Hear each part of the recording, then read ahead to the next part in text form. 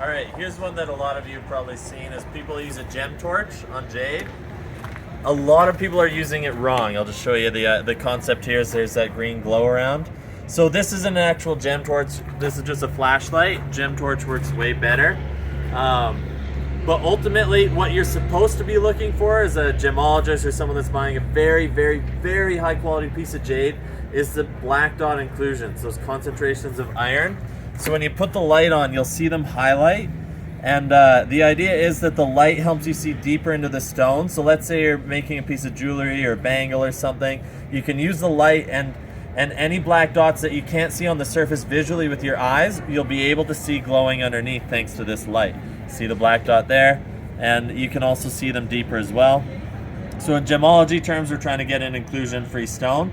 That's what this light is for. Of course, a lot of people use it because they're trying to see the green halo around and they think it's for color. That is wrong.